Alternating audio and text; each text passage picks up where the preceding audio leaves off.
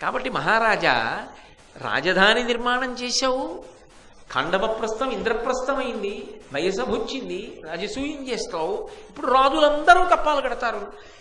మిగిలిన వాళ్ళైతే ఒక్కొక్క దిక్కునికి వెళ్ళి గెలిచి వచ్చేటప్పటికి సమయం పడుతుంది. నీకేముంది, 4 బాహువులున్న శ్రీ మహావిష్ణువు లాంటి వాడివి, 4 దిక్కులకి 4 తమ్ముళ్ళు వెళ్ళిపోతారు. వెళ్ళిపోయి కోట్ల కోట్ల ధనం పట్టుకొస్తారు. రాజసూయం అన్న పేరులోనే అలా వెళ్ళి అందరి రాజుల్ని గెలవడానికి అవకాశం ఉంటుంది. అప్పుడు నువ్వు చక్రవర్తి అవుతావు, అవబృధ స్నానం చేస్తావు. విశేషించి రాజ్యము ఎంత బలపడుతుంది, ఎంత ఐశ్వర్యమును సంపాదించుకుంటుంది. దుర్నిరీక్షమై కన్నెత్తి చూడడానికి అవకాశం ఉంటుందా? ఉండదు. కాబట్టి నా మాట విను, రాజసూయం తప్పకుండా చెయ్యి. ఆ పైన యుద్ధం అంటావా, జరుగుతుందని భయపడతావా? ఒకవేళ ధర్మ సంస్థాపన కోసం జరగవలసి వచ్చిందనుకో, దానికి నువ్వు కారణం ఎందుకు? కాబట్టి ముందు యాగం చేయడం వరకు ఆలోచించు అన్నట్టుగా పురోహిత స్థానంలో ఉన్నటువంటి ధౌమ్యుడు సలహా చెప్పాడు. సరే, వెంటనే పాండవులకున్న అలవాటు ఏమిటంటే ఏదైనా కార్యక్రమాన్ని ప్రారంభం చెయ్యాలి అంటే శ్రీకృష్ణ భగవానుడికి కబురు చేస్తారు. ద్వారకానగరం నుంచి కృష్ణ భగవానుడు బయలుదేరి వచ్చాడు, సమాలోచన చేశాడు. ధర్మరాజు గారు, రాజసూయాగం చెయ్యడానికి కావలసినంత శక్తి ఉన్నదంటావా? తప్పకుండా ఉంది, నువ్వు చేయగలవు. కానీ ఒక్క విషయం జ్ఞాపకం పెట్టుకో, అందరూ రాజుల్ని ఓడిస్తే కదూ రాజసూయ మహాయాగం చేయడం, జరాసంధుణ్ణి ఓడించడం అంత తేలిక కాదు. కాబట్టి ముందు నేను, భీముడు, అర్జునుడు కలిసి వెళ్ళి జరాసంధుణ్ణి మొట్టు పెట్టేస్తాం. కృష్ణుడి వైపు నుంచి ఏ ప్రయోజనం జరుగుతోంది? మయ్యసభ అన్న విత్తనం దగ్గర నుంచి రాక్షస సంహారం, అంటే అధర్మ పక్షంలో ఉన్నటువంటి వాళ్ళు ఎవరు ఉంటారో వాళ్ళ సంహార ప్రక్రియ మొదలవుతోంది. అంటే ధర్మ సంస్థాపన, భగవంతుని యొక్క అవతార ప్రయోజనం ఏమిటి? ధర్మ సంస్థాపన. వీళ్ళందరూ కలిసి కురుక్షేత్రానికి వచ్చారనుకోండి, పూతన వచ్చి, కంసుడు వచ్చి, శకటాసురుడు వచ్చి, తృణాసురుడు వచ్చి, జరాసంధుడు వస్తే, భీష్మద్రోణాది వీరులు వస్తేనే అన్నాళ్ళు జరిగిన యుద్ధం, ఇంకా వీళ్ళందరూ కూడా వస్తే ఎంత బరువు అవుతుంది? అవ్వకుండా ఉండడానికి రాజసూయాన్ని అడ్డుపెట్టి జల్లెడి పట్టేయడం మొదలెట్టేశాడు కృష్ణ పరమాత్మ. అందుకని జరాసంధుణ్ణి ఓడించాడు, జరాసంధుణ్ణి సంహరించాడు. తర్వాత ఆయన కారాగారంలో ఉన్న రాజుల్ని విడిపించాడు. వాళ్ళందరూ ధర్మరాజుకి మిత్రులయ్యారు. అందరూ రాజుల్ని గెలవగలిగారు, వాళ్ళందరూ సామంతులయ్యారు. దాని వలన ధర్మరాజు దుర్నిరీక్షుడయ్యాడు. ఇప్పుడు రాజసూయాగం ప్రారంభం అవుతోంది. ప్రారంభం అవుతున్నప్పుడు సాధారణంగా ఇంత గొప్ప ఉత్సవం కదూ రాజసూయం అంటే. మాటలంటే అదొక పరమాద్భుతమైనటువంటి యాగం. దుర్యోధనుడు కలలుగా అన్నాడు, నా జన్మలో ఎప్పుడైనా అటువంటి మహాయాగం చేస్తానా? అసలు ఆ వ్యాసభారతంలో అయితే ఎన్ని శ్లోకాలు చెప్పాడో ఆ రాజసూయ మహాయాగం. అందులో ధర్మరాజు గారు పొందినటువంటి ఐశ్వర్యం గురించి ఆక్రోశంతో చెప్పుకున్నాడు శకునికి, ధృతరాష్ట్రుడికి. కాబట్టి అంత గొప్ప మహాయాగం అయినప్పుడు మరి మిత్రుల్ని అందరినీ ఆహ్వానించరు. వెళ్ళి యుద్ధానికి నిలిచినప్పుడు అవతలవాడు సామంతరాజు అయిపోతే, కప్పం కట్టేస్తే ఆయనకి కూడా ఆహ్వానిస్తారు. మీరు రావలసింది యాగం బలనప్పుడు ప్రారంభం అవుతుంది అని చెప్తారు. అందరూ వస్తారు. అందరికీ యుద్ధానికి వెళ్ళినప్పుడు అప్పుడు ఆహ్వాన పత్రాలు ఇచ్చారు. ఇది కొంచెం మీరు జాగ్రత్తగా పరిశీలించవలసిన విషయం. మనం ధర్మరాజు గారికి కానీ మిగిలిన నలుగురికి కానీ దుర్యోధనుడి మీద కానీ ధృతరాష్ట్రుడి మీద కానీ మనసులో తీవ్రమైన అమర్షం ఉంటే, వీళ్ళు పరమ దుర్మార్గులు, వీళ్ళు మనని మట్టు పెట్టడానికి ప్రయత్నించారు, ఇవాళ మనం ఇంత ఉన్నతి పొందుతున్నాం, వీళ్ళనంత గౌరవంగా పిలవవలసిన అవసరం ఏం లేదు, ఎవరి ద్వారానో కబురు చేయొచ్చు. లేకపోతే రాజసూయ మహాయాగం జరుగుతోంది, ధర్మరాజు రమ్మంటున్నాడని చెప్తే సరిపోతుంది. ఇవాళ మన సాట దుర్యోధనుడు అని ఆలోచించవచ్చు.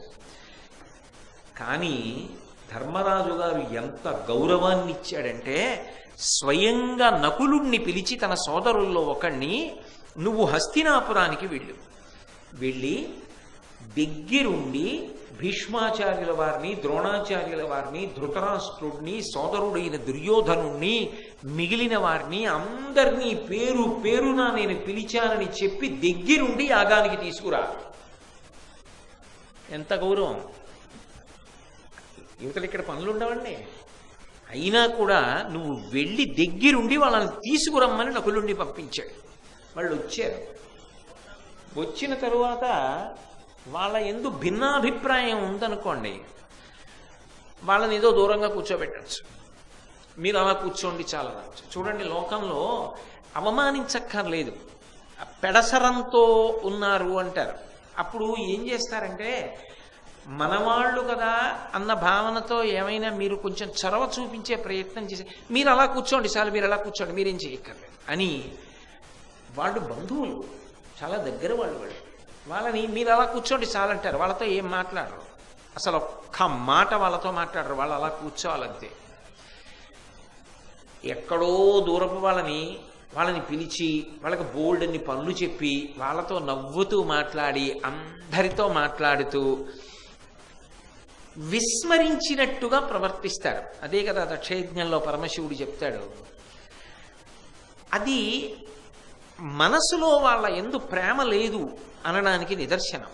కానీ ధర్మరాజు గారు ఆహ్వానించినప్పుడు పెద్దల పట్ల ఏ మర్యాద ఇవ్వాలో ఆ మర్యాద ఇచ్చాడు తప్ప ఆయన ఏ విధమైనటువంటి చిన్న చూపు చూడలేదు. నేను మీకు ఇది ఎందుకు చెప్తున్నానంటే, మయసభలో దుర్యోధనుడు అవో చిన్న మడుగులో పడినప్పుడు ధర్మరాజు నవ్వుతాడా? ఇటువంటి ధర్మరాజు, ఈ శీల వైభవం ఉన్న ధర్మరాజు నవ్వుతాడా? తన భర్తల 5గురిని లక్క ఇంట్లో పెట్టినవాడు, కాల్చాలనుకున్నవాడు, భిక్షాటనకి కారణమైనవాడు, చెట్టు కింద ఉండడానికి కారణమైనవాడు దుర్యోధనుడే అని తెలిసిన ద్రౌపదీదేవి, ఆవిడికి తెలియదా పాండవుల గతం? తెలుసుగా. స్వయంవరానికి వచ్చినప్పుడు ఏ వేషాల్లో ఉన్నారో తెలుసుగా. అన్ని తెలిసున్న ద్రౌపదీదేవి ఎప్పుడైనా భారతంలో ఎక్కడైనా దుర్యోధనుణ్ణి కాని, ధృతరాష్ట్రుణ్ణి కాని, దుర్యోధన సంబంధీకుల గురించి కాని తక్కువ చేసి మాట్లాడినట్టుగా సాక్ష్యం ఉన్నదా? లేదు. అసలు ద్రౌపదీదేవి అలాంటప్పుడు అక్కడికి వచ్చి నవ్వుతుంది అని చెప్పి ఆవిడ శీల వైభవాన్ని ఎలా చెప్పగలరు? నన్నయ్య గారు ఆంధ్రీకరించినప్పుడు రాశారు కదండి అంటారేమో. నేను ఒక్క మాట చెప్తా. నన్నయ్య గారు మహానుభావుడు, రుచిరార్థ సూక్తి. ఆయన యొక్క రచనా వైభవం గురించి వ్యాఖ్యానం చెయ్యగలిగినంత శక్తి కలిగిన వాడని నేను కాను. కానీ రాజరాజ నరేంద్రుడు నన్నయ్య గారిని పిలిచి భారతాన్ని ఆంధ్రీకరించు అన్నాడని అనుకోవడానికి వీలు లేదు. యథాతథంగా వ్యాసభారతాన్ని నువ్వు తెలుగులో వ్రాయి అని అన్నట్టుగా చెప్పడం కొంచెం కష్టం. ఎందుకంటే కృష్ణద్వైపాయనముని వృషభాభిహిత మహాభారత బద్ధ నిరూపితార్థమేర్పడ తెనుగున రచయింపు మధిక ధీయుక్తి మెయిన్ అని చెప్పాడు రాజరాజ నరేంద్రుడు. తెనుగున రచయింపుము, నువ్వు రచన చెయ్యి అన్నాడు. రచన చేయడానికి ఆంధ్రీకరించడానికి తేడా ఉంటుంది. ఆంధ్రీకరించడం అంటే మూలంలో ఎలా ఉందో అలాగే తర్జుమా. రచన చేయమన్నప్పుడు కథాగమనంలో కొత్త సొంపు కలుగుతుంది అన్న ఉద్దేశ్యంతో ఎక్కడైనా కొంత మార్పు చేసేటటువంటి స్వాతంత్ర్యాన్ని పొందుతూ ఉంటాడు. అంతకు మించి ఇంక నేను నన్నయ్య గారి భారతం మీద ఆయన ద్రౌపదీ పాండవులు కలిసి నవ్వారు ఆయన మైసభలో మడుగులో పడ్డప్పుడు అన్న విషయం మీద నేను వ్యాఖ్యానించాను. కానీ నేను ఎందుకు చెప్తున్నానంటే, ఇటువంటి శీల వైభవం ఉన్న ధర్మరాజు దుర్యోధనుడు మడుగులో పడితే పకపక పకపక హేళనతో నవ్వేటటువంటి అల్పస్వభావం ఉన్నవాడని చెప్పడం సాధ్యం అవుతుందా? ద్రౌపదీదేవి అక్కడ ఉన్నది అలా నవ్వుతుంది అని ఊహించగలమా అసలు? ఎందుకని అంటే ఆమె అంతఃపురకాంత. పరమ దుర్మార్గుడైన దుర్యోధనుడు మైసభ చూడడానికి వెడితే ఆవిడ ఎందుకు ఉంటుంది అక్కడ? అసలు ఆవిడికి ఏం పని? ఆవిడ ఎందుకు నవ్వుతుంది? అదే పని ఆవిడికి.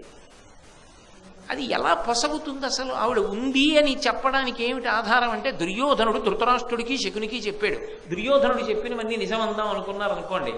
దుర్యోధనుడు శకునితో చెప్పినప్పుడు తాను మడుగులో పడిపోయినప్పుడు నవ్విన వాళ్ళ పేర్లు ఒకటి చెప్పాడు.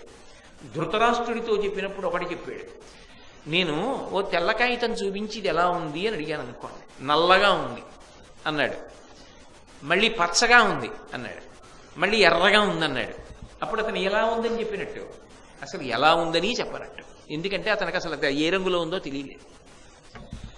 3 చోట్ల 3 రకాలుగా చెప్పాడు దుర్యోధనుడు. అంటే అసలు నిజానికి ద్రౌపదీదేవి ఆ సమయంలో ఉండి నవ్విందనడానికి ఆధారం లేదు. ఆమె శీల వైభవం దృష్ట్యా చూసినప్పుడు అసలు ద్రౌపదీదేవి అలా ఉండి నవ్వే అవకాశమే లేదు. ధర్మరాజు గారికి ఎక్కడైనా అమర్షభావం ఉంది అంటే వచ్చినప్పుడు ఇలా ప్రవర్తించలేడు. ఆయన కపటంతో కూడుకున్నవాడు కాడు. మనసులో ఒకటి పెట్టుకుని పైకి ఒకలా ప్రవర్తించడం ధర్మరాజుకి చేతనైన విషయం కాదు.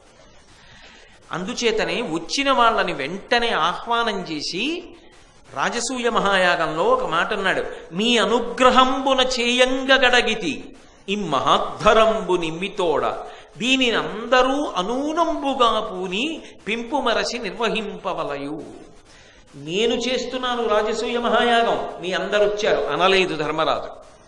ఆయన అన్నది మీ అనుగ్రహంబున చేయంగగడగితే, మీ అందరి అనుగ్రహంతో నేను చేయగలుగుతున్నాను ఈ మహాయాగాన్ని అన్నాడు. అంటే ఆయన ఎంత వినయంతో ఎంత ప్రేమతో ప్రవర్తించాడనడానికి ఇది ప్రబల దృష్టాంతం. అంత ప్రేమతో ప్రవర్తించాడు. దీనిని అందరూ ననూనంబుగా బూని, నేను చేస్తున్నాను కాదు, మీరు నా అన్నదమ్ములు. ఆయన తాత భీష్ముడు, ద్రోణుడు నా గురువు, ధృతరాష్ట్రుడు నా పెదతండ్రి. ఇది మనందరి యాగం. మీ అందరూ కూడా చేయి చేయి కలిపి ఈ యాగాన్ని మనందరం కలిపి చేద్దాం అన్నాడు తప్ప నేను చేస్తున్నానని అనలేదు. అని మీరు నిర్వహించండి అన్నాడు. అలా కూర్చోండి అని వాళ్ళని దూరంగా పెట్టలేదు. అసలు నిజానికి ఆ యాగం నిర్వహించవలసి వచ్చినప్పుడు ఏవి ప్రధానమైన స్థానములో అక్కడ ఎవరిని నియమించాడు అంటే, యథార్థానికి యువతల వైపు ధృతరాష్ట్రుడి వైపు ఉన్న వాళ్ళందరికీ స్థానం ఇచ్చాడు. దానికి ప్రబలమైనటువంటి దృష్టాంతం ఏమిటి అంటే, బంగారము వెండి రత్నాలు ఈ మూడు దానం చేసేటప్పుడు, అలాగే దక్షిణగా తాంబూలంలో పెట్టవలసి వస్తే ఎవరెవరి స్థాయిని బట్టి ఎవరెవరికి ఏవి ఇవ్వచ్చో నిర్ణయించేటటువంటి అధికారం కృపాచార్యుడికి ఇచ్చాడు. ఆయన ఎక్కడ పక్షపాతంతో ప్రవర్తించాడు? ఆయనకి ఎవరి మీద అమర్షం ఉందని చెప్పడం సాధ్యం అవుతుంది? అలాగే కార్యాకార్యములు ఏది చెయ్యాలి ఏది చెయ్యకూడదు అది నిర్ణయించే అధికారం భీష్మ ద్రోణులకు ఇచ్చాడు. అసలు యాగం దాని మీద కదండి ఆధారపడింది. భీష్మద్రోణులు దుర్యోధనుణ్ణి సమర్థిస్తారు, వాళ్ళకెందుకు ఇవ్వాలి అనుకుంటే ఎందుకు ఇస్తాడు ఈ స్థానాలు? అలాగే సకల పదార్థ వినియోగం, మహాయాగం కోసం తెచ్చినటువంటి సమస్త సంభారములను ఎక్కడ ఎంత ఎలా వినియోగించాలన్నా దాని అధికారం అంతా విదురుడికి కట్టబెట్టాడు. ఎవరు విదురుడు? నిజానికి ధృతరాష్ట్రుడికి మంత్రి, పదవిరీత్యా చూస్తే. బంధుత్వం పక్కన పెట్టండి, ఆయన గొప్పతనం పక్కన పెట్టండి. ఇంకొక కళ్ళజోడుతో చూడాలనుకుంటే ధర్మరాజు గారు అలా కూడా చూడొచ్చు. అలా చూడలేదు. ఆయన విదురుడికి ఇచ్చాడు. కానుకలు గ్రహించడం ఇది అన్నిటికన్నా పెద్ద పదవి. ఇంట్లో పెళ్ళవుతోంది అనుకోండి, ఎవరో ప్రేమతో ఏవో కానుకలు తీసుకొచ్చి ఇచ్చారనుకోండి, అవి భద్రంగా జాగ్రత్తగా పుచ్చుకొని మధ్యలో నాకు పనుందని వెళ్ళిపోయేవాడు కాకుండా చిట్ట చివరి వరకు ఉండి మనం ప్రశాంత పడే వరకు ఉండి పరమ జాగ్రత్తగా మనకి అప్పచెప్పగలిగినటువంటి దక్షత ఉన్నవాడు. ఎందుకంటే ఒక ఆయన ఏది ఇచ్చాడో ఆయన ఇచ్చినటువంటి దాన్ని బట్టి మళ్ళీ ఆయన ఇంట్లో శుభకార్యం జరిగితే మనం ఇవ్వాలా? ఆ ప్రేమ వ్యక్తం అయిందా? అది ఎంతో జాగ్రత్తగా అందించాలి. లేకపోతే ఒక్కొక్కప్పుడు వచ్చిన మంచి మంచి బహుమానాలు పోతాయంటే నా ఉద్దేశ్యం నిర్లక్ష్యంగా ప్రవర్తిస్తే పగిలిపోతాయి, పాడైపోతాయి. కానీ దానికి అత్యంత జాగరూకత కలిగిన వాడు, నమ్మకస్తుడు, ప్రేమపాత్రుడు, దగ్గరవాడు కావాలి. అటువంటి వాడైతే తప్ప సాధారణంగా ఎవరమూ ఆ స్థానంలో పెట్టంగా నేనేమిటి మీ అందరికీ తెలియదా? మీరు ఇళ్లలో పెళ్లిళ్ళు చేయలేదా? చేసినప్పుడు మీ అందరూ కూడా మీకు బాగా నమ్మకస్తుడైన వ్యక్తిగా పెట్టుకున్నారు. బహుమానాలు వచ్చినప్పుడు తీసుకోవడానికి దానికోసం అప్పటిదాకా ఉండకపోయినా పెళ్లి కొడుకు పెళ్లి కూతురు వెనకాతల నుంచి వాళ్ళు తీసుకుంటుంటారు. అంటే పరమ నమ్మకస్తులు అని గుర్తు. వాళ్ళు స్నేహితుల, బంధువుల ఎవరైనా కావచ్చు, కానీ పరమ నమ్మకస్తులు, వాళ్ళ గుండెల్లో స్థానం పొందినవారు అని గుర్తు. ఎవరికి ఇచ్చాడో తెలుసా ధర్మరాజు గారు ఆ స్థానం? సరే, వంక పెట్టాలనుకుంటే వచ్చిన కానుకలు చూసి ఏడవాలని ఇచ్చాడండి అని కూడా అనొచ్చు. ఆయనకి లేని బుద్ధి మనకు కలగచ్చు వంక పెట్టి చెప్పాలంటే. కానీ అది ఆయన ఎవరికి ఇచ్చాడంటే దుర్యోధనుడికి ఇచ్చాడు. ఇచ్చి నువ్వు ఆ కానుకలు గ్రహించన్నాడు. ఇప్పుడు ఏం చెప్పుకున్నాడో తెలుసా ధృతరాష్ట్రుడితో? పుచ్చుకుని నా చేతులు తిమ్మిరెక్కిపోయాయి. వజ్రాలు, రత్నాలు. కాసేపు చేతులకు విశ్రాంతి కోసం నేను ఇలా నిలబడితే బారులు పెరిగిపోయాయి. నా కర్మ అవి చూసి ఇంకా బతికున్నానన్నాడు. వాడికి ఆ బుద్ధి ఉంటే ఈయనేం చేస్తాడు? వ్యాసభారతంలోంచి చెప్తున్నాను. ఆ బుద్ధి దుర్యోధనుడిది, ధర్మరాజు గారిది కాదు. ఆయన అంత ప్రేమని పంచిపెట్టాడు. పాలు తాగి విషం చిమ్మితే ఆయన ఏం చేయగలడు? కాబట్టి అంత గొప్ప స్థానం ఇచ్చి అందరికీ ఆహారం పెట్టడంలో జాగ్రత్త వహించి ఆహారాన్ని వినిమయం చేసేటటువంటి కర్తవ్యం దుశ్శాసనుడికి ఇచ్చాడు. ఎందుకంటే యజమాని గౌరవం దేనివల్ల నిలబడుతుందండి? వాళ్ళు లేక వస్తారా ఇంటికి వచ్చిన వాళ్ళు? వాళ్ళ ఇంట్లో భోజనం లేక మన ఇంట్లో పెళ్లిలో భోజనం చేయడం కాదు. మన మీద ప్రేమతో చేస్తారు. వాళ్ళు పిలిస్తే భోజనం చేస్తున్నప్పుడు వాళ్ళకి భోజనం కాదు మనం పెట్టేది. అందుకని కదా యజమాని యజమానురాలు ఒకసారి ఆ పంక్తుల మధ్యలోకి వెళ్ళి అయ్యా అన్నీ ఏమీ బాగులేవు అని అందరూ బాగుండకపోయినాడు, కానీ ఒక ప్రేమ, అమ్మా అన్నీ అందుతున్నాయా, పదార్థాలు బాగున్నాయా, మీరు ఎప్పుడు వచ్చారు? ఓసారి ఏదో పలకరిస్తూ హాస్యం ఆడుతూ మాట్లాడుతూ సంతోష ప్రకటనం చేస్తూ అన్ని పంక్తుల మధ్యలో యజమాని యజమానురాలు తిరుగుతారు. కానీ ఆ అన్నం పెట్టేటప్పుడు అందరికీ చక్కగా అన్నీ అందుతున్నాయా, అన్నీ వడ్డిస్తున్నారా, ఎంత ప్రేమగా పెట్టారు, ఎంత చక్కగా పెట్టారు, పప్పన్నం తిన్నాక కూర కోసం అరగంట ఎదురు చూసి చెయ్యిడ్డిపోయిందండి అని అనిపించుకోకుండా యజమాని గౌరవం నిలబడాలంటే ఆ వడ్డన ఎవరు చూస్తున్నాడో ఆయన మీద ఆధారపడుతుంది యజమాని గౌరవం. ఎంత నమ్మకం ఉంటే ఇస్తాడండి దుశ్శాసనుడికి ఆ పదవి? అంటే ఎంత ఆదరించాడు ధర్మరాజు, ఎంత ప్రేమ ప్రకటించాడు. ఇంత ప్రేమ ప్రకటించినటువంటి ధర్మరాజు గారి యొక్క పట్టమహిషి యొక్క జుత్తు పట్టుకుని సభలోకి ఈడ్చి వలువలుడ్చిన దుర్మార్గుడి బుద్ధి తప్ప ధర్మరాజు తప్ప. పాలు తాగి విషం చిమ్మడం వాళ్ళ బుద్ధి. ఆయన ఏం చేస్తాడు? ఆయన ధర్మం ఎప్పుడూ ఆయనది. ఆయన అమర్షాన్ని ప్రకటించలేదు. సరే, అర్ఘ్యప్రదానం చేయవలసి వచ్చింది. అర్ఘ్యము అంటే మనం కూడా పూజలో అర్ఘ్యం సమర్పయామి అంటాం. అర్ఘ్యం అంటే జీవోద్ధరణ చేయగలిగిన వాళ్ళు, ఉన్నతికి తీసుకెళ్ళగలిగిన మహాపురుషులకు పూజ చేయవలసి వస్తే అర్ఘ్యం ఇస్తారు. అలా అర్ఘ్యం ఇవ్వవలసి వస్తే కృష్ణ పరమాత్మ కన్నా అగ్రపూజకు అర్హుడెవరు అని శ్రీకృష్ణ పరమాత్మకి అగ్రపూజ చేయడం కోసం అర్ఘ్యం ఇవ్వడం కోసం ఆహ్వానించాడు ధర్మరాజు. నారద మహర్షి చెప్పాడు కదా అనేక విఘ్నములు వస్తాయని. ఇంత గొప్పగా జరుగుతున్నటువంటి యాగంలో 1,00,000 మంది వేదం చదువుకున్నటువంటి ఉత్తమోత్తములైన వ్యక్తులు భోజనం చేస్తే ఒకసారి శంఖం ఊదాలి. అది ఆ శంఖం అలా వినపడుతూనే ఉంది. అంటే ఎన్ని లక్షల మంది భోజనం చేసి ఉంటారు అసలు. చాలు వద్దు అన్న మాటలు త్రేణుపులు తప్ప ఇంకొకటి వినపడలా. అంత అన్నదానం చేశాడు.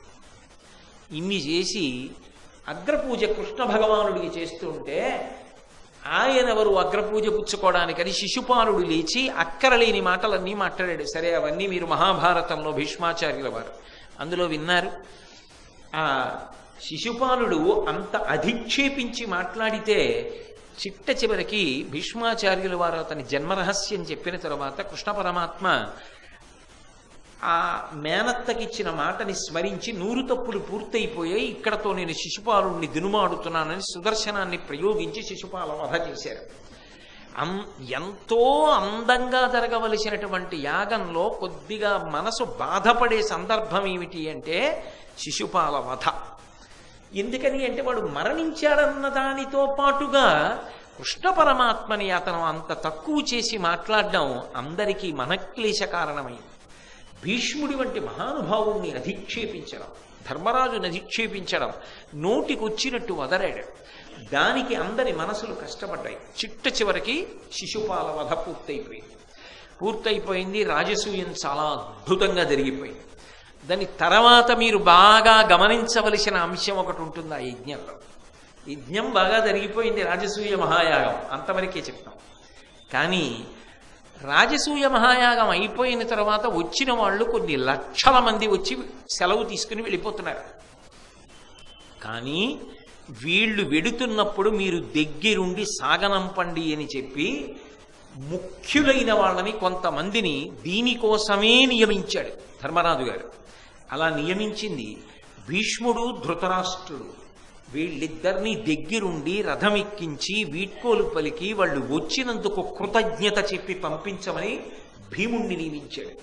తన తర్వాతి వాడు భీమసేనుండి దానికే ఉంచాడు. అలాగే అర్జునుడు మొదలైనటువంటి అర్జునుడు ద్రుపదుణ్ణి సాగనంపడానికి, మరి మామగారు కదా, పితృపంచకంలో ఒకటి కదా, మామగారికి ఒక గౌరవం ఉంటుంది కదా. అటువంటి మామగారు వచ్చి వెడుతున్నప్పుడు ఆ మామగారికి ఒక మర్యాద ఉండాలి. ఆ మామగారు ఎందుకు రాడు, ఎందుకు వెళ్ళాడు, ఎవరి కోసం వస్తాడు అనకూడదు. ఆయనకి ఇచ్చే గౌరవం ఆయనకి ఇవ్వాలి.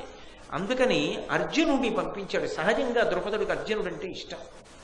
అందుకని అర్జునుణ్ణి ద్రుపదుణ్ణి సాగనంపడానికి పంపించాడు. నకులుణ్ణి కర్ణుడు, శల్యుడు, సుబలుడు వాళ్ళ కుమారులు వెడుతున్నప్పుడు దగ్గరుండి రథాలెక్కించి వీడ్కోలు చెప్పమని నకులుణ్ణి నియమించాడు. కర్ణుడు నిజంగా ఎటువంటి వాడు? భారతంలో ప్రతి చోట వ్యతిరేకి పాండవులకు.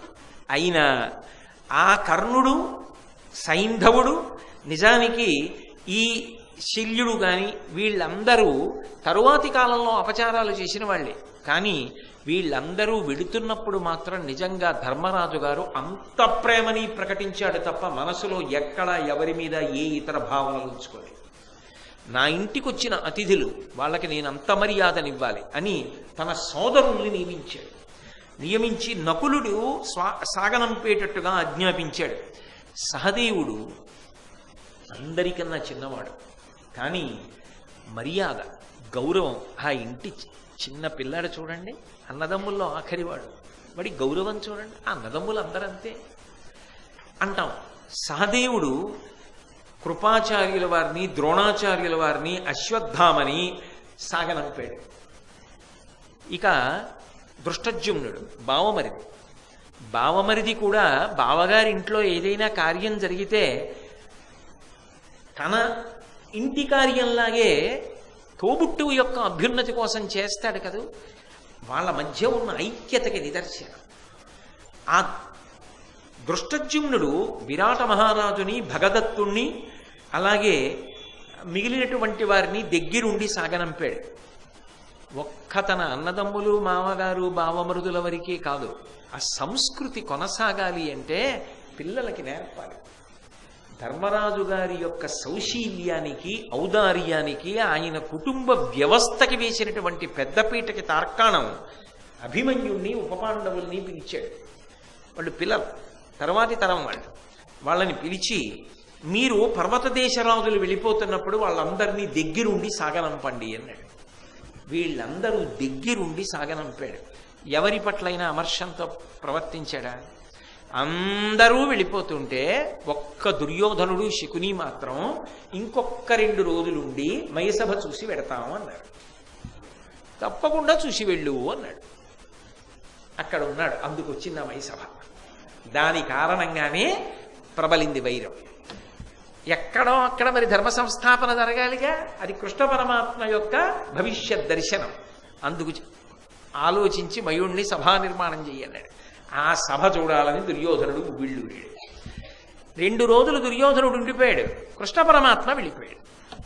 కృష్ణ పరమాత్మ వెళ్ళిపోతుంటే 5 పాండవులు దగ్గరుండి సాగనంపి ఆయనతో పాటు కొంత దూరం వెళ్ళి, ఆయన వెళ్ళిపోయిన తర్వాత చాలా బెంగగా ఆయన వెళ్ళిపోయిన వైపు చూస్తూ లోపలికి వెళ్ళారు.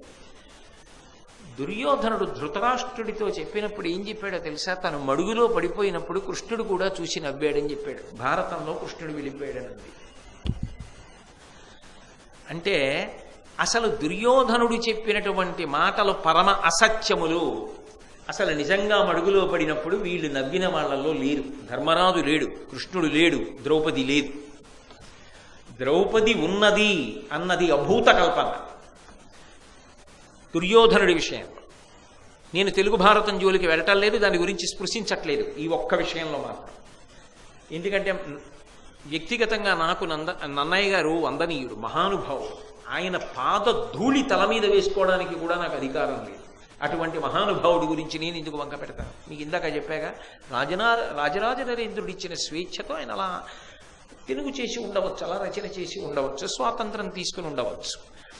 కాబట్టి ఇంత గొప్పగా రాజసూయాన్నంతటినీ కూడా పూర్తి చేశాడు. అయినా ఎక్కడో చిన్న దిగులు. ఎక్కడో చిన్న బెంగ. అంతా అయిపోయింది, కానీ విఘ్నం వస్తుందన్నాడు, ఉత్పాతములు జరుగుతాయన్నాడు. ఉత్పాతములంటే ఆకాశంలోంచి పడితే పిడుగు, భూమి కంపిస్తే భూకంపం. అలాగే అంతరిక్షమునందు తోకచుక్కలు లాంటివి కనపడతాయి, అవన్నీ ఉత్పాతములు అంటారు. శిశుపాల వధ ఉత్పాతం. ఇక్కడతో అయిపోయిందా, ఇంకా ఏమైనా ఉన్నాయా ఈ రాజసూయం వల్ల? ఇది ధర్మరాజు గారి భయం. అందరూ వెళ్ళిపోయారు. వ్యాస భగవానుడు అన్నాడు, నేను కూడా సెలవు తీసుకుంటాను, వెళ్ళొస్తాను. నాయనా చక్కగా చేశావు యాగం, చాలా సంతోషం అన్నాడు. అయ్యా మీరు రావడమే అదృష్టం, కానీ మీరు తప్ప ఎవరు చెప్తారు నాకు? నా మనసులో ఒక పెద్ద సందేహం ఉంది, ఆ సందేహానికి జవాబు చెప్పి వెళ్ళిపోండి అన్నాడు. ఇది ఆంధ్ర భారతంలో లేదు, ఇది నేను వ్యాస భారతం నుంచి చెప్తున్నాను. వ్యాసుడు ఉచితాసనం మీద కూర్చున్నాడు. ఏమిటి చెప్పి, ఏమి నీ అనుమానం అన్నాడు. నారద మహర్షి ఈ రాజసూయ మహాయాగం మీ నాన్నగారు చెయ్యమని చెప్తున్నారు అని చెప్పినప్పుడు నాతో ఒక మాట అన్నాడు. ఇది జరుగుతున్నప్పుడు విఘ్నాలు వస్తాయన్నాడు. ఇది జరిగిన తరువాత ఒక మహాయుద్ధం జరుగుతుంది అన్నాడు. అది శిశుపాలుడి వధతో పూర్తి అయిపోయినట్టేనా, లేకపోతే ఇంకా ఏమైనా ఉంటాయా ఇటువంటివి అని అడిగాడు.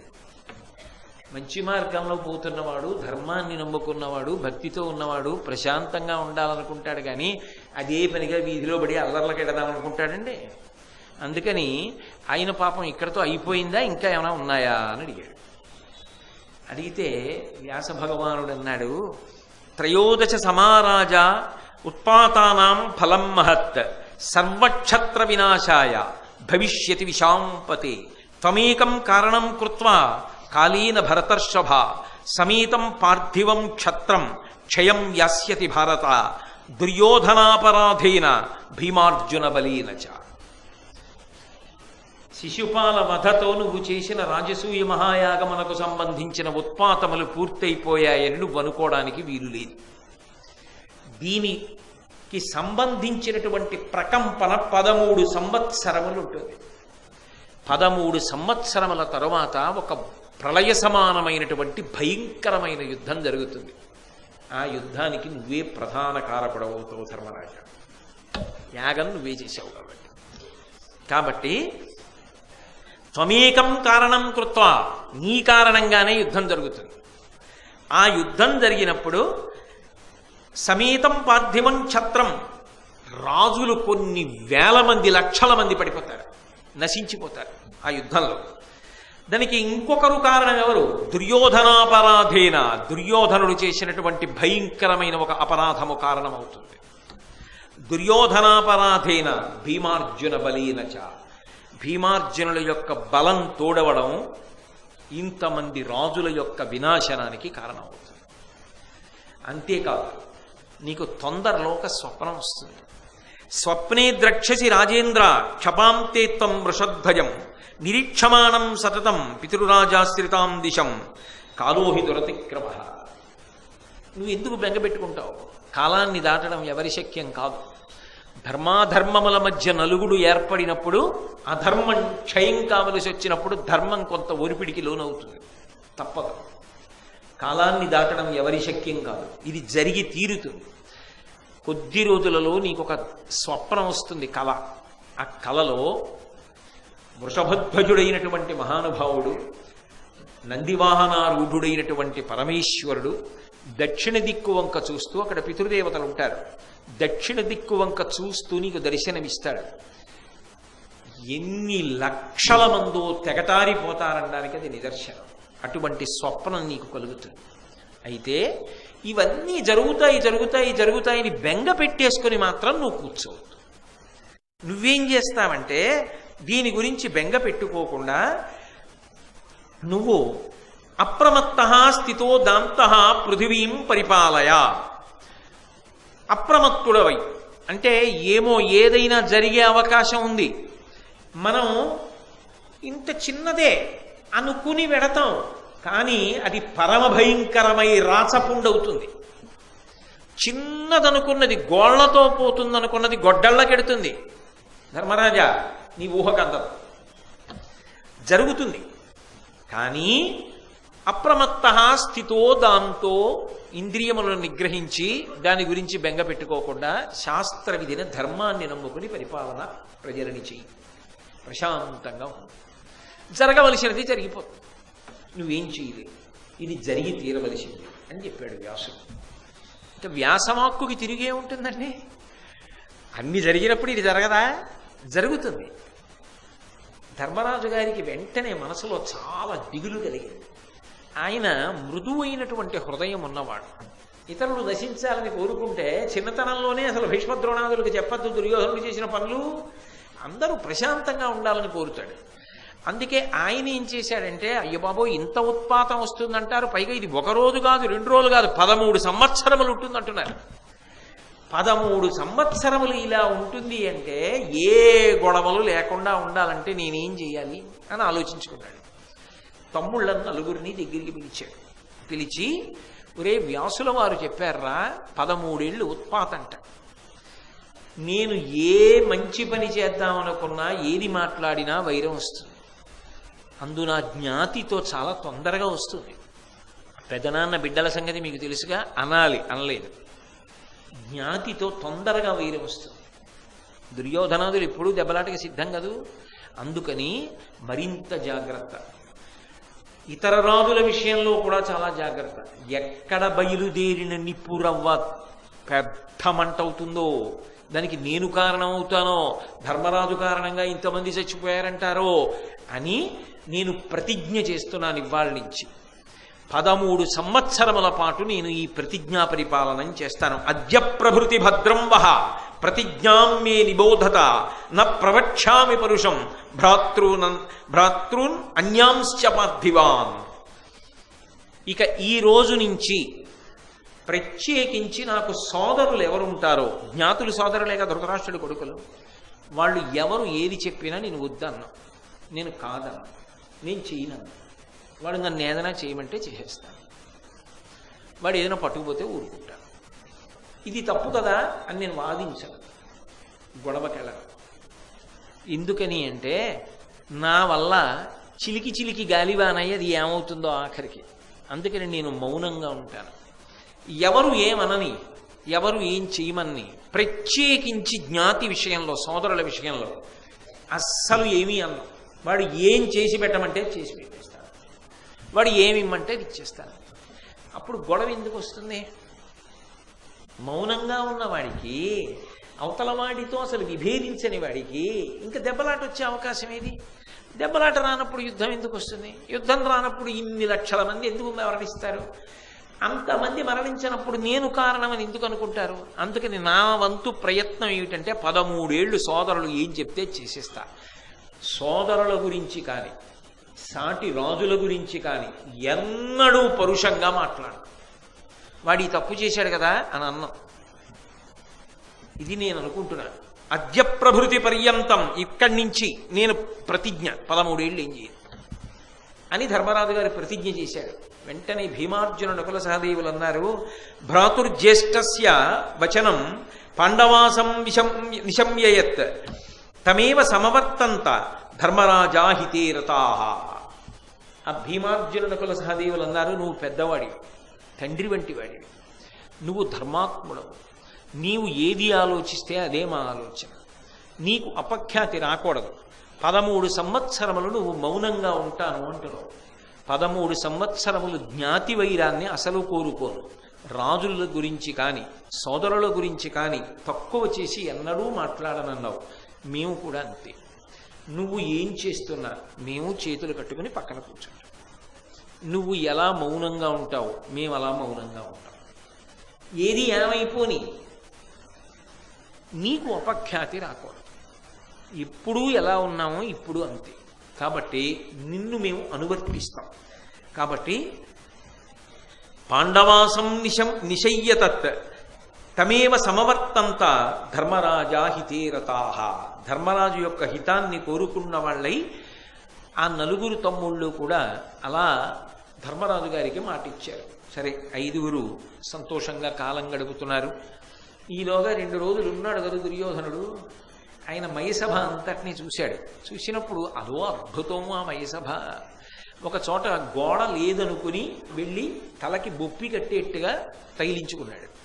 ఒక చోట సరోవరం కాదు, అది జలాశయం కాదు అనుకుని అందులో కాలు వేసి కింద పడ్డాడు, బట్టలు తడిచిపోయాయి. వేరొక చోట స్ఫటికంతో నిర్మింపబడిన గోడ చూసి అది గోడ కాదనుకున్నాడు. ఇలా అసలు ఆ సభలో ఉన్న చిత్ర విచిత్రాలకి, ఆ రాజసూయం జరిగిన తీరుకి, రాజసూయంలో వచ్చినటువంటి కానుకలకు ఎక్కడ లేని అసూయ పెంచేసుకున్నాడు. ఎంత అసూయ పెంచుకున్నాడంటే రథంలో తిరిగి వెళ్ళిపోతున్నాడు 3వ రోజున. శకుని అన్నాడు, అసలు ఏం మాట్లాడకుండా అలా కూర్చున్నామే అన్నాడు.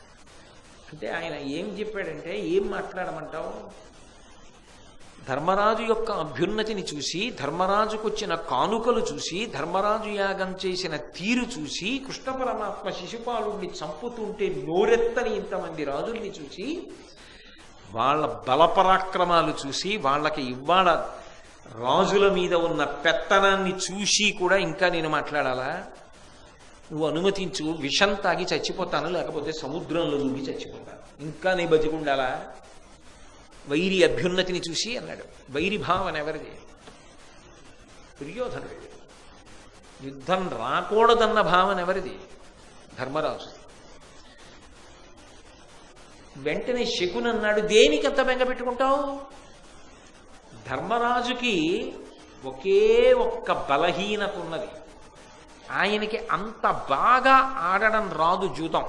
కానీ జూదం అంటే ఎక్కడో ఒక చిన్న అనురక్తి ఉంది.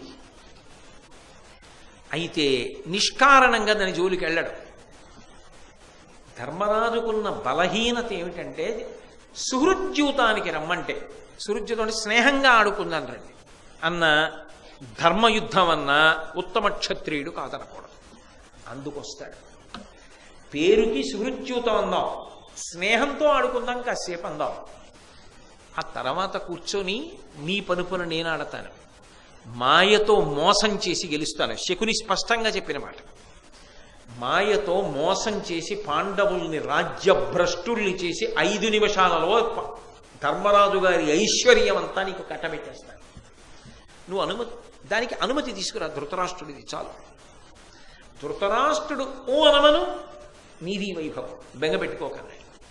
సరే, ఆ ధృతరాష్ట్రుడి దగ్గరికి వెళ్ళాడు, ఆక్రోశించాడు. ఆయన ఏదో చెప్పాడు, రే వాళ్ళు వృద్ధిలోకి వస్తే నీకెందుకురా, నీకు రాజ్యం ఉంది కదా, చక్కగా సంతోషంగా ఉన్నావు కదా, వాళ్ళు బలవంతులరా, జూదం వల్ల వైరం వస్తుందిరా, గొడవలు వస్తాయిరా అంటాడు. కానీ ఆయనకి కొడుక్కి అవన్నీ వస్తే బాగుండని మనసులో ఉంటుంది. విదురుడు ఒప్పుకోడని ఒక విచిత్రమైనటువంటి సభా నిర్మాణం చేశాడు. 100 ద్వారాలతో ఒక గొప్ప సభామంటపం కట్టించాడు. వాళ్ళని తీసుకురావడానికి ఏదో కారణం ఉండాలిగా. అందుకని ఆ సభామంటపం గృహప్రవేశం ఇంకా మిగిలిన వాళ్ళకి ఎవరికి పిలుపులు లేవు, ఒక్క పాండవులకి. అందుకని వాళ్ళని తీసుకురా అని విదురుణ్ణి పంపాడు. విదురుడు పాపం వెళ్ళేటప్పుడు చెప్పాడు, మీరు అవన్నీ విన్నారు మహాభారతంలో విదురుల్లో. తప్పు, ఇది శాశ్వతమైనటువంటి కలహానికి దారితీస్తుంది. ఒకసారి అది జరిగిందంటే ఇక కలవడానికి అవకాశం ఉండదు. ఇన్నాళ్ళు ఏం జరిగినా వీళ్ళిద్దరూ మళ్ళీ మళ్ళీ కలుస్తున్నారు. ఇక నీ పర్యవేక్షణలోనే ఇది జరిగితే, ఈ ద్యూతం జరిగితే, ఇక ఆ తర్వాత వీళ్ళిద్దరూ కలవరు. శాశ్వతమైనటువంటి అభిప్రాయ భేదములు, శాశ్వత శత్రుత్వములు ఏర్పడిపోతాయి. అది కారణంగా కలహం వస్తుంది. కలహంలో ఖచ్చితంగా నీ బిడ్డలు పడిపోతారు, వాళ్ళ ముందు నిలబడరు. వద్దు మహారాజా, ఎంత చెప్పినా అక్కడ 2 బలహీనతలు ఉన్నాయి. భీష్ముడు చెప్పలేడా అంటే, భీష్ముడు తనకు తాను ఒక నియమం పెట్టుకున్నాడు, ప్రభుత్వం ధృతరాష్ట్రుడిది, నేను శాసించను, సలహా అంతవరకు. విదురుడు అన్నీ తెలుసున్నవాడు, కానీ మంత్రి, రాజాజ్ఞని ధిక్కరించలేడు. అందుకే అక్కడ వరకు వెళ్లే వరకు ఊరుకుంటుంటాడు ధృతరాష్ట్రుడు. ఇక వాళ్ళు ఇది ఎలా కుదురుతుంది అని మన సాధ్యం కాదనే వరకు తీసుకెళ్ళి కొడుకు వైపుకి మొగ్గుతాడు.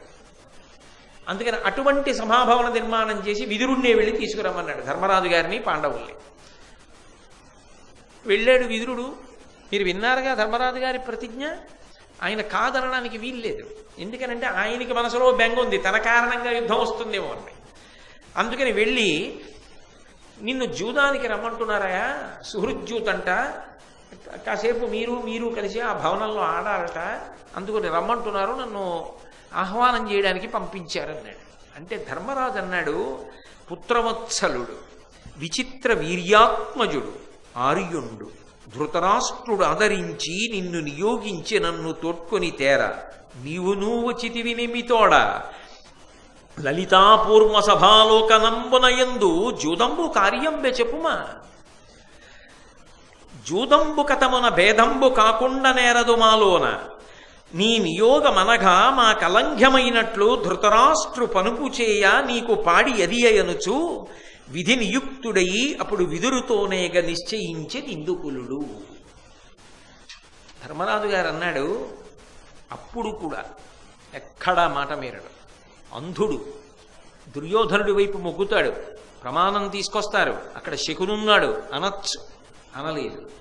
ఆయన అన్నాడు, పుత్రవత్సలుడు, మా మీద ఎంతో వాత్సల్యం ఉన్నవాడు మా పెదనాన్న, విచిత్ర వీర్యాత్మజుడు, విచిత్ర వీర్యుని యొక్క కుమారుడు, ఆర్యుండు, పూజింపదగినవాడు మా పెద్దనాన్న ధృతరాష్ట్రుడు. అటువంటి ధృతరాష్ట్రుడు ఎంతో ప్రేమతో మమ్మల్ని తీసుకురమ్మని నిన్ను పంపించాడు. నీకు మా పెదనాన్న ఆజ్ఞ అనుల్లంఘనీయము, ఎందుకనంటే మా పెదనాన్న రాజు, నువ్వు మంత్రి, మాకు మీ ఇద్దరి ఆజ్ఞ అనుల్లంఘనీయము. కాబట్టి అటువంటి తండ్రి కబురు చేశాడు, మీరు వచ్చారు. ఈయన తండ్రి వరసవాడేగా, నేను ఎలా కాదంటాను. కానీ దైవేచ్ఛ, ఏం జరగనుందో ఏదో తెలిసింది ధర్మరాజుకి, ఏదో అవుతుందని తెలుసు. కాబట్టి ఏమో ఏది ఎలా జరగాలో విధి నియుక్తుడై అప్పుడు విదురుతోనేగ నిశ్చయించి ఇందుకులుడు.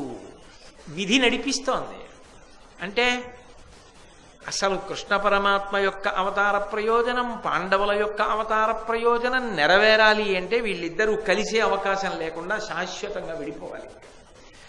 ఆ ప్రయోజనం జరగాలి అంటే దీనికి ధర్మరాజు గారు వెళ్ళడం వినా మార్గం లేదు, అది దైవ ప్రేరితము. కాబట్టి ధర్మరాజు గారు వెళ్ళడానికి నిశ్చయించుకున్నాడు. తన సోదరులతోటి, పురోహితుడు ధౌమ్యుడితోటి, ద్రౌపదీదేవితోటి కలిసి బయలుదేరాడు. విచిత్రం ఏమిటంటే బయలుదేరి వెళ్ళిన తరువాత పాండవులను చూసేటప్పటికి ఎంత మర్యాదగా స్వాగతం పలుకుతున్నట్లు నటిస్తున్నా దుర్యోధనాథులకు మాత్రం మనసులో విపరీతమైన ఆగ్రహమే వాళ్ళని చూస్తే. ఎందుకని? కష్టపడి వృద్ధిలోకి వచ్చారు, మనం ఎన్ని ప్రయత్నాలు చేసినా మట్టు పెట్టలేకపోయాం, ఇది వాళ్ళ ఆగ్రహం. ఎంత అందగత్తే, మనందరికన్నా ఈమె అందగత్తే అని అటు వాళ్ళ భార్యలకి ఈర్ష్య ద్రౌపదీదేవి మీద. అక్కడ ఉన్నది ఏమిటంటే వీళ్ళ మీద కలిపి ముద్ద చేసి చూస్తే ఈర్ష్య అమర్షము తప్ప అసలు నిజంగా వాళ్ళ మీద ప్రేమ ఉన్నవాడు ఎవరు లేడు. ఏ భీష్మాదులకో ఉన్నా విదురాదులకో అక్కడ వాళ్ళ మాట నెరవేరుతుంది అనడానికి తగినటువంటి అవకాశం కనపడదు. అటువంటి స్థితిలో వెళ్ళారు. ఏదో ఒకరోజు బాగానే ఉన్నారు సంతోషంగా. రెండో రోజు ఆ సభాభవనం ఉంది కదా, మీరు ఇదొకటి గమనించాలి. ఆ సభాభవనంలో ద్రౌపదీదేవి లేదు. అక్కడ ఈ సుహృద్యూతం జరుగుతున్నప్పుడు ఆవిడ లేదు. ఆవిడ ఎక్కడో ఉంటే కదా కబురు చేశారు, ప్రాతికామినిచ్చి రమ్మంటున్నారని. అంటే తన భర్తలు ఉన్న చోటికే రాలేదు కదా ఆవిడ. దుర్యోధనుడు ఎక్కడో మైసభ చూస్తుంటే ఆవిడ వెళ్తుందే? ఆవిడ ఎందుకు వెళుతుందండి? పైగా నిజంగా అదే అక్కసు దుర్యోధనుడికి ఉందనుకోండి, ద్రౌపదీదేవి నవ్విందని, ఆవిడ వలువలు ఉప్పించే ముందు ఆ అక్కసు ఉన్నవాడైతే ఏమనాలి? ఆ రోజు నువ్వు నవ్వావు కదా అనాలి. అలా భారతంలో అన్నట్టుగా లేదు. అంటే అసలు అది నిజం కాదు, కేవల కల్పన. అది దుర్యోధనుడికి తెలుసు, అందుకే ద్రౌపదీదేవి ఎదురుగుండా మాట అనలేడు. ఎందుకనలేడు అంటే తెలుసు కాబట్టి, అసలు ఆవిడ అక్కడ లేదన్న విషయం. కానీ విచిత్రం ఏమిటంటే ఆవిడ అక్కడ ఉన్నది అన్న విషయానికి ఉన్నంత ప్రచారం లేదు అన్న సత్యానికి లేదు. అది విచిత్రం. ధర్మరాజు విషయంలో వద్దంటాడు కానీ ధర్మము అనేటటువంటి ఒక సన్నని తెర కింద అవిభాజ్యమై విడదీయడానికి వీలు లేనటువంటి ఒక జూదమునందు బలహీనత ఒకటి ధర్మరాజుకుంది. ద్రాక్ష పండు ఉందనుకోండి, తొక్క తీసి తింటారంటే కుదరదు. అలా ఎవరైనా తింటారా? తొక్కతోనే తినాలి. ధర్మము గుజ్జైతే పైనున్న తొక్క అవిభాజ్యముగా పండుతో సమానం ఎలా అయిపోతుందో అలా ధర్మం మీద కొంచెం దాని మీద అనురక్తి కూడా ఉంది ధర్మరాజుకి, ఆ బలహీనత కోసం నుంచి. కానీ తనంత తానుగా వెళ్ళినవాడు మాత్రం కాదు. ఆ పరిస్థితి అలా వచ్చింది. అది అంతే, ఇంకా దైవ ప్రేరితం. కాబట్టి వెళ్ళాడు. వెళ్ళిన తర్వాత రెండో రోజు ఆ భవనంలోకి తీసుకెళ్లి కూర్చోబెట్టాడు. కూర్చోబెట్టాక దుర్యోధనుడు ఎంతో ప్రేమతో ధర్మరాజు దగ్గరికి వచ్చి, అనగా సుహృజ్యూత పిందొలరింతుము పృథువోకయునునగు జూదంబునకుం ప్రియుండవు దక్షుడవన విందుము నిన్ను ప్రీతి అక్షజ్ఞుల చేన్. ఓ ధర్మరాజా, ఇంత పెద్ద భవనం, ఇంత బాగా కట్టం చూశాడు ధర్మరాజు. నైసభ ఉంది అదేంత, కానీ ఆయన ఏం అలా అన్నాడు, చాలా బాగుంది అన్నాడు. ఇది చాలా బాగుందంటే మాత్రం తినే కూర్చుని ఏం చేస్తాం, కాసేపు కాలక్షేపం, జూదం ఆడదాం. ఏం జూదం? సుహృద్యూదం. స్నేహంగా ఆడదాం, సంతోషంగా ఏదో కాసేపు కాలక్షేపానికి ఆడతాం. అందున నీ గురించి చెప్తూ ఉంటారు, నీకు జూదం అంటే ఇష్టం అంటారు, బాగా కళ తెలిసున్నవాడు అంటారు. ఉట్టిది శకుని చెప్పాడు, ఇష్టమే కానీ అసలు ఏం తెలియదని. అంటే ఆడడం ఏదో అనురక్తి ఉండిపోయింది అలా. కాబట్టి నువ్వు బాగా ఆడతావని చెప్తారు, కాసేపు ఆడదామా అన్నాడు. అంటే వెంటనే ధర్మరాజు అన్నాడు, క్షత్రనీతి క్రమంబులుగావు సూవే నికృతియును జోదమును ధర్మ నిత్యులైన వారికి రెండు వర్జింపవలయునిందు పాపవృత్తంబు జూదంబు పార్థివులకు. ఆయన కుండ బద్దలగొట్టినట్టు చెప్పాడు. అంటే మీరు ఒకటి ఆలోచించండి, ఇన్ని తెలిసున్న ధర్మరాజు తెలిసో తెలియకో కూర్చుంటే సర్వభ్రష్టుడైతే జూదం అన్నది ఎంత శక్తివంతమో అర్థం చేసుకోమని, అది ఎంత ప్రమాదకరమో అర్థం చేసుకోమని. అసలు మహారాజులు నీతి పాటించవలసి వస్తే రెండు ఎప్పుడూ చెయ్యకూడదు. ఒకటి, మోసం చేయకూడదు. రెండు, ఏ కారణం చేత జూదం ఆడకూడదు. కానీ జూదం ఆడమని పిలిచి నన్ను నిగ్రహిస్తున్నారు, బలవంత పెడుతున్నారు మీరు. ఆయనకున్నటువంటి ధర్మం ఏమిటంటే, ఆయన సూర్యుజ్యూతం ఆడదామన్నా ధర్మయుద్ధం చేద్దామన్నా కాదు అని అనడం. ఆయనకు అదో ధర్మం. ఆ ధర్మమన్న పొర ద్రాక్ష పండు మీద ఉన్నట్టుగా ఉండి ఆయన బలహీనతని కప్పేసింది, కప్పి పాడు చేసింది. అది చూశారు, ఎంత గొప్పవాడైనా ఒక చిన్న బలహీనత చాలు కొట్టేసింది. అది ఆ శకుని కనిపెట్టేశాడు, దీని వలనే పాడు చేసేయచ్చు వాళ్ళని. కాబట్టి పాపవృత్తంబు జూదంబు పార్థివులకు, మోసం చెయ్యడం జూదం ఆడడం మంచిది కాదు. కాబట్టి మనకి ఎందుకు ఇప్పుడు అది, ఎందుకు ఆ ఆట వద్దు. ప్రభువులు అటువంటి పనుల జోలికి వెళ్ళకూడదు, వద్దన్నాడు. నిజానికి ధర్మరాజు వెంటనే రండి రండి రండి ఆడుకుందాం, ఇన్నాళ్లకు అవకాశం వచ్చింది అని ఆయన ఏం అనలేదు, వద్దు అన్నాడు. పాపవృత్తంబు జూదంబు పార్థివులకు అని కుటిల మార్గులైన కుచ్చిత కితవులతోడగడగి జూదమాడజనదు దాన చేసి అర్ధధర్మ వివర్జితులకు రెట్టివారు జగములోన. ఆయనకి తెలుసు ఆడవలసి వస్తే అక్కడ శకుని ఉన్నాడని. అంత అమాయకుడుగాడు, అంత తెలివి తక్కువ వాడుగాడు ధర్మరాజు గారు, సర్వజ్ఞుడు. తమ్ముడి ముఖం చూస్తే చెప్పేస్తాడు, గోడ వాసన చూస్తే చెప్పేస్తాడు. అంత తెలివైన వాడు ఆడవలసి వస్తే శకుని పెడతారు తనతో ఆడడానికని పసిగట్టలేనివాడా. అందుకే శకుని వంక చూస్తేనే చెప్పాడు ఈ మాట. కుటిల మార్గులైన కుచ్చిత కితవులతోడగడగి జూదమాడచనదు. కుటిల మార్గం, తప్పుడు మార్గంలో మోసం చేసి జూదమాడడానికి సిద్ధపడేటటువంటి వాళ్లతో జూదం ఇప్పుడు ఆడకూడదు. ఒకవేళ అలా ఆడితే అసలు జూదమే ఆడకూడదు. మంచి వాళ్ళతో ఆడారండి ఉండదు. ఇక రెండోది అసలు ఉండకూడదు. అలా కానీ ఆడితే దాన చేసి ముందు ఏం పోతుందంటే అర్థం పోతుంది, తర్వాత ఏం పోతుందంటే ధర్మం పోతుంది. అర్ధధర్మములు రెండూ నశించిపోతాయి. ఆ రెండూ నశించిపోయిన తర్వాత మనిషి భ్రష్టుడైపోతాడు. కాబట్టి వద్దు, ఈ జూదం మనం ఆడవద్దు అన్నాడు. అనగానే శకుని ధర్మరాజు దగ్గరికి వచ్చి ధర్మరాజును చూసి అన్నాడు, నువ్వు జూదకళలో గొప్ప నేర్పరివి అంటారు, మేధావివి అంటారు, కీర్తివంతుడవు అంటారు, రాజనీతి తెలిసిన వాడివి అంటారు. ఏమిటి తెప్పి పడుకో, ధర్మయుద్ధమెంతో సుహృద్యూతమంతా. తెలిసిపోయిందిగా, తన వంక చూసి చెప్పాడు, నువ్వు మోసగాడివి, మోసంతో జూదం ఆడతావు అని చెప్పేస్తున్నాడుగా, కపట జూదమని. అటువంటి వాడివి జూదాన్ని దూషించచ్చా? ధర్మయుద్ధాన్ని దూషించడం లాంటిది కాదా? కాబట్టి జూదాన్ని దూషిస్తున్నావే, మోసంతో ఆడేవాళ్లతో అసలు ఆడకూడదంటున్నావే. కానీ నేను ఒక మాట చెప్తాను విను. బలహీనులైన వారలు బలవంతుల నుడుచునప్పుడు బహుమాయల అచ్చలమున చేయుట ఎందునూ కలయదియ్య. జయంబ కాదే కర్తవ్యమిలన్. చాలా బలవంతులైన వాళ్ళు ఉన్నారు, వాళ్ళని ఏ కారణం చేత ఓడించలేదు, కానీ ఓడించి తీరాలి. ఆ పరిస్థితి బలహీనులకు వచ్చింది.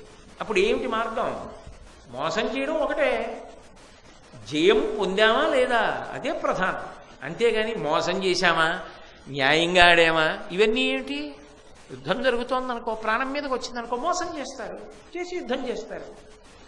జయం పొందాడా లేదా అంతే, ఇది అంతే, రెండింటికి ఒకటే నియమం. మళ్ళీ కపట జూదం మోసగాళ్లతో ఆడకూడదంటావే, అంటే నాతో ఆడకూడదని నువ్వు అనడానికి వీల్లేదు.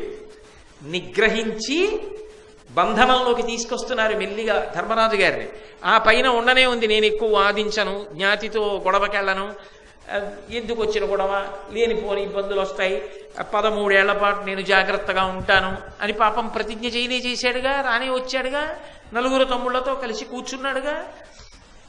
కూర్చున్న తరువాత అప్పుడు ధర్మరాజు గారు ఇంకా జూదం ఆడాలి, తప్పదు. ఎందుకంటే మళ్ళీ చెప్తున్నాను, ధర్మయుద్ధం కానీ సుహృద్యూదం కానీ ఈ రెండు ఆయన కాదనడానికి వీల్లేదు. ఆయన పెట్టుకున్న నియమమే, కానీ అందులో చిన్న వ్యసనం లేదని అనడానికి మాత్రం అవకాశం లేదు. లేకపోతే అన్ని పోతున్నప్పుడు మళ్ళీ ఎందుకు ఆగకుండా ముందుకు వెళ్ళిపోయాడు అంటే లోపల చిన్న వ్యసనం ఉంది. వ్యసనం ఉండడం ఏంటి? దానికి ఉన్న బలం అటువంటిది, అది లాగేస్తుంది. అది మహా సముద్రం, గంభీరమైన సుడిగుండం అయినప్పుడు అందులో కాలిడితే లాగి పారేస్తుంది అంతే. అది వ్యసనం, అది ఎవరినీ ఆపదు. అందులోకి దిగాలే కానీ దిగితే ఈడ్చేస్తుంది. అది ధర్మరాజుని ఈడ్చేస్తుంది. కాబట్టి ఎవరు ఆడతారు నాతో మీలో అని ఎదురుగుండా వికర్ణుడా, వీడా, వాడా, ఎవరో దుర్యోధనుడి తమ్ముళ్ళని చూపించి దుర్యోధనుడా ఎవరు ఆడతారని అడిగాడు. అడిగితే దుర్యోధనుడు అన్నాడు, నీతో ఆడేవాడు శకుని, పందెం వేసేవాడిని నేను. ఎక్కడైనా ఉంటుంది ఆ లోకంలో. శకుని ఆడతాట, పందెం ఈయన వేస్తాట. శకుని ఓడిపోతే నేను ఇచ్చేస్తావని, శకుని గెలిస్తే నావెవరిని అంటే మళ్ళీ ఆటలో ప్రతినిధి తను ఆడడం. ఎందుకని? మోసంగా జూదం ఆడటం రాదు దుర్యోధనుడికి. ఆ కపట జూదం వచ్చిన వాడు శకుని ఒక్కడే. అందుకే అసలు అది ఆడుతున్నప్పుడు పాచికలు ధర్మరాజు గారి చేతిలోకి వెళ్ళాల. ఒక్కసారి కూడా ధర్మరాజు ముట్టుకోలే. పందెం మొదట మొదలెట్టినవాడు శకుని, ఆఖరణ పందెం ఇంకా మళ్ళీ వేయడానికి వెళ్తే కదా ఈయన చేతికి పాచికలు మొత్తం పోయినవాడు ధర్మరాజు. అంత కపట జూదం ఆడాడు. కాబట్టి బలవద్యూతార్థముగా పిలువంబడి మగుడనగునే పెక్కులు పలుకల్ పలుకంగనేల అని అత్యలగుడు ధర్మజుడు జూదమాడగడంగెన్. ఇంకా సుహృద్యూదానికి అని విదురుడు వచ్చి పిలిచినప్పుడే సరేనని ఒప్పుకున్నాను. ఇక్కడికి వచ్చాను, భవనం అన్నారు, మమ్మల్ని తప్ప ఎవరిని ఆహ్వానించలేదు. వచ్చి కూర్చున్నాం. తప్పదు ఆడవలసిందే అన్నట్టుగా మాట్లాడుతున్నారు. ఇక్కడ దాకా వచ్చిన తర్వాత ఆడడం కుదరదు అని వెళ్ళిపోవడం ఎలా కుదురుతుంది? సరే కానీ అలాగే ఆడతాను, శకునితోనే ఆడతాను అని చూశాడు. ఒక్కసారి ఎదురుగుండా బల్ల మీద గంధం, కస్తూరి, కర్పూరం ఇవన్నీ కలిపిన నీళ్లు జల్లారు. ఈ మత్తుకా మత్తు తోడు నీళ్లు జల్లి ప్రత్యేకించి శకుని తెచ్చుకున్న పాచికలకి గంధం అలది పూలుతో పూజ చేసి తీసుకొచ్చాడు. తీసుకొచ్చిన పాచికలు చేత పట్టుకున్నాడు. నా పనుపున మా మామ శకుని ఆడతాడు, నీ పనుపున నువ్వు ఆడు, పందెం నాది, ఓడిపోతే నేను ఇస్తా, నీ తరపున నువ్వు ఒడ్డు, నువ్వు ఒడ్డింది నువ్వు ఓడిపోతే నాది, నేను ఓడిపోతే నేను శకుని ఒడ్డింది నీది. సరేనా? ప్రారంభమా? ప్రారంభం. సరే మొదలు పెడదాం. ఏమిటి మొదటి పందెం? రేపు 7 గంటలకి చెప్దాం అని మొదలుపెట్టారు. కానీ ఇది చాలా చాలా చాలా క్లిష్టమైనటువంటి ఘట్టం. ధర్మాన్ని పరిశీలనం చేయవలసి వచ్చినప్పుడు చాలా ఇబ్బందికరమైనటువంటి విశేషాలతో కూడుకున్నది. అందుకని రేపు కూడా చాలా గంభీరమైనటువంటి విషయములే ప్రస్తావన చేయవలసి వస్తుంది. కాబట్టి రేపు మళ్ళీ ఇప్పుడు సమయం 8:30 అయిపోయాక ఇంకా నేను ఆ విషయాన్ని ఇప్పుడు మాట్లాడడానికి తగిన వ్యవధానం ఉండదు. అందుకని రేపు సాయంకాలం 7 గంటలకి మళ్ళీ తిరిగి కలుసుకున్నప్పుడు మొదలు పెడతాను. నేను ధర్మబుద్ధుడు. మంగళాశాసనపరై మదాచార్య పురోగమై సర్వైశ్చ పూర్వైరాచార్యై సత్కృతాయాస్తు మంగళం. మంగళం కోసలేంద్రాయ మహనీయ గుణాత్మనే చక్రవర్తి తనూజాయ సర్వభౌమాయ మంగళం. ఉమా కాంతాయ కాంతాయ కామితార్థప్రదాయినే శ్రీగిరీశాయ దేవాయ బలినాథాయ మంగళం. సర్వం శ్రీ ఉమామహేశ్వర పరబ్రహ్మార్పణమస్తు.